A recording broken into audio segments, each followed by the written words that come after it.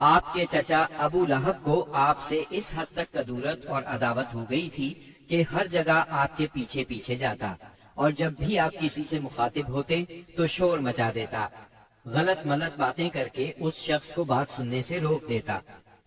دراصل نبی صلی اللہ علیہ وسلم کے بارے میں ابو لہب کا موقف شروع سے یہی تھا، جبکہ قریش نے اس وقت اس طرح کی بات سوچی بھی نہیں تھی۔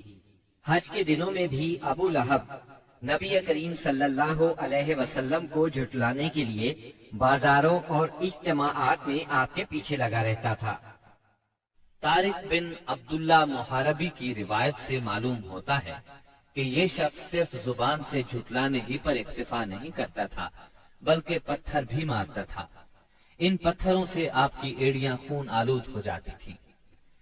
بعثت سے پہلے ابو لہب نے اپنے دو بیٹوں عتبہ اور عتیبہ کی شادی رسول اللہ صلی اللہ علیہ وسلم کی دو صاحبزادیوں سیدہ رقیہ اور سیدہ ام کلثوم رضی اللہ عنہما سے کی تھی۔ جب آپ نے نبوت کا اعلان فرمایا، توحید کی تبلیغ کی، تو اس نے نہایت سخت رویہ اختیار کیا اور اپنے دونوں بیٹوں کو مجبور کیا کہ وہ آپ کی بیٹیوں کو طلاق دے دے۔ چنانچہ ان دونوں نے طلاق دے دی۔ اسی طرح جب نبی صلی اللہ علیہ وسلم کے دوسرے صاحبزادے عبداللہ کا انتقال ہوا تو ابو لہب کو اس قدر خوشی ہوئی کہ وہ دوڑتا ہوا اپنے دوستوں کے پاس پہنچا اور انہیں یہ خبر سنائی کہ محمد معاذ اللہ ابتر یعنی نسل بریدہ ہو گئے ہیں۔ ابو لہب کی بیوی ام جمیل بھی رسول اللہ صلی اللہ علیہ وسلم کی دشمنی میں اس سے پیچھے نہیں تھی۔ اس کا نام اروا تھا، جو حرب بن امیہ کی بیٹی اور ابو سفیان کی بہن تھی۔ یہ آپ کے راستے میں رات کے وقت کانٹے بچھا دیا کرتی تھی، بہت بد زبان تھی، فساد برپا کرنے والی تھی۔ قرآن میں اسے حمالۃ الحطب یعنی لکڑی ڈھونے والی کا لقب دیا گیا ہے۔ جب اسے معلوم ہوا کہ اس کی اور اس کے شوہر کی مذمت میں قرآن نازل ہوا ہے تو وہ رسول اللہ صلی اللہ علیہ وسلم کو تلاش کرتی ہوئی آئی۔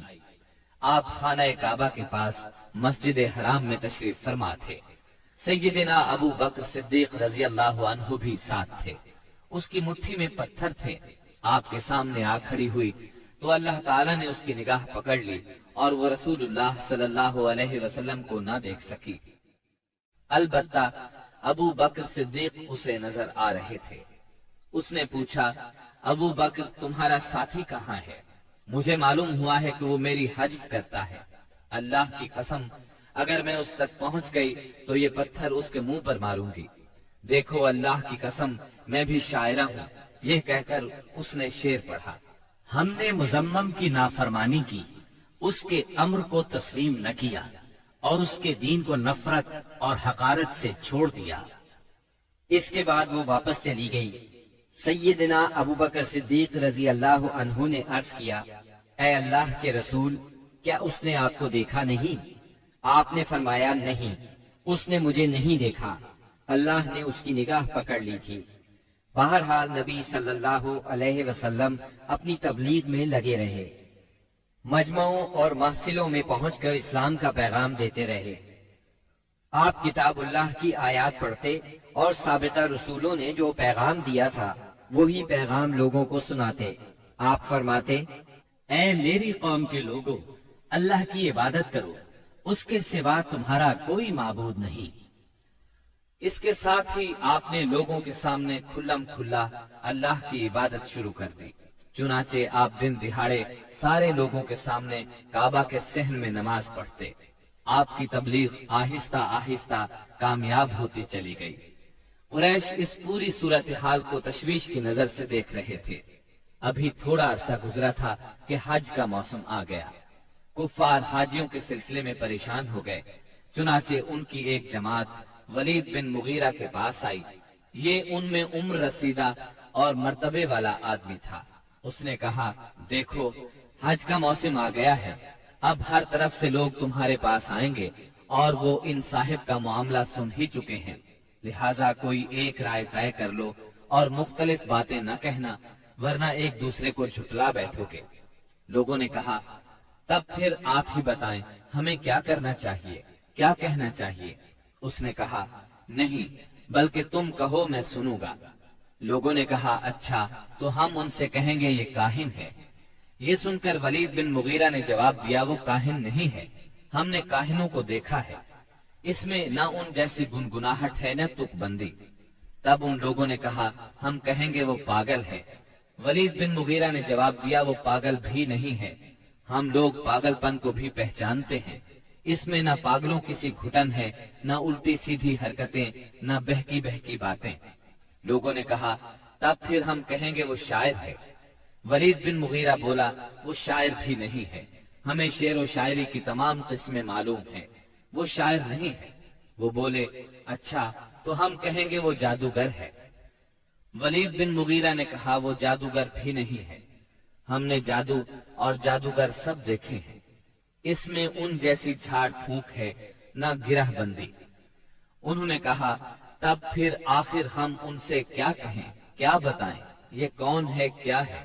اس نے جواب میں کہا اللہ کی قسم اس کی بات میں مٹھاس ہے، تازگی ہے، اس کی جڑ پائیدار اور شاخ پھلدار ہے، تم جو بھی کہو گے واضح ہو جائے گا کہ تم نے جھوٹ کہا ہے۔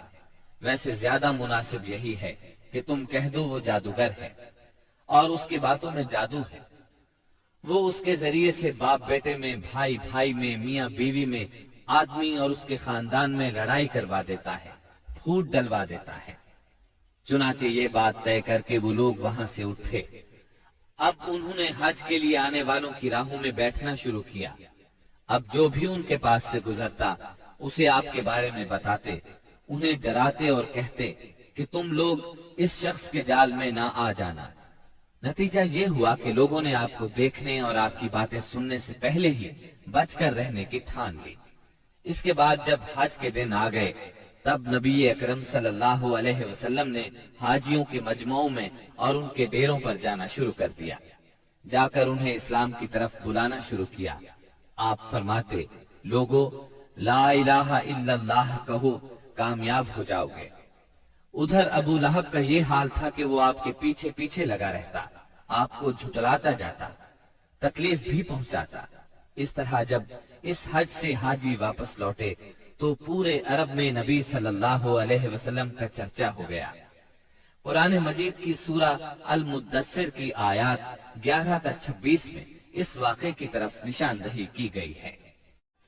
اسلام کی اشاعت بڑھ رہی تھی، لیکن اس کے ساتھ ساتھ قریش کا ظلم و ستم بھی شدید سے شدید تر ہوتا جا رہا تھا۔ پھر آپ ایک مخلص صحابی ارقم بن ابی ارقم رضی اللہ عنہ کے گھر میں تبلیغ کا کام کرنے لگے، یعنی وہ گھر آپ کی تبلیغ کا مرکز ٹھہرا۔ مسلمانوں کو اسلامی تحریک کے سب سے پہلے مرکز دار ارقم کا علم تھا۔ چنانچہ کوئی اجنبی شخص مسلمان ہونے کے لیے آتا تو اہل اسلام اسے بھی دار ارقم پہنچا دیا کرتے تھے۔ قریش کی سختیاں اور حالات جب ناقابل برداشت ہو گئے تو آپ نے اپنے اصحاب سے فرمایا حبشہ کا بادشاہ اسہمہ نجاشی ایک انصاف پسند حکمران ہے اور اس کے ملک میں کسی پر ظلم نہیں ہوتا، لہٰذا تم حبشہ کی طرف ہجرت کر جاؤ۔ اس ہدایت کے مطابق رجب 5 نبوت میں صحابہ کرام کے پہلے قافلے نے ہجرت کی۔ اس میں 12 مرد اور 4 عورتیں تھیں اور ان کے امیر سیدنا عثمان بن عفان رضی اللہ عنہ تھے۔ ان کے ساتھ ان کی زوجہ محترمہ سیدہ رقیہ رضی اللہ عنہا تھی۔ یہ نبی اکرم صلی اللہ علیہ وسلم کی صاحبزادی تھی اور یہ سیدنا ابراہیم علیہ السلام اور سیدنا لوط علیہ السلام کے بعد پہلا گھرانہ تھا جس نے اللہ کے راستے میں ہجرت کی تھی۔ یہ لوگ رات کی تاریکی میں خاموشی سے نکلے اور جدہ کے جنوب میں واقع بحر احمر کی بندرگاہ شعیبہ کا رخ کیا۔ خوش قسمتی سے وہاں 2 تجارتی جہاز موجود تھے۔ یہ لوگ ان پر سوار ہو کر حبشہ پہنچ گئے۔ ادھر قریش کو ان کی روانگی کا علم ہوا تو مارے غیظ و غضب کے ان کا برا حال ہو گیا۔ فوراً آدمی دوڑائے گئے تاکہ ان حضرات کو پکڑا جا سکے اور خوب سزا دی جا سکے، یہاں تک کہ وہ اللہ کا دین چھوڑ دے۔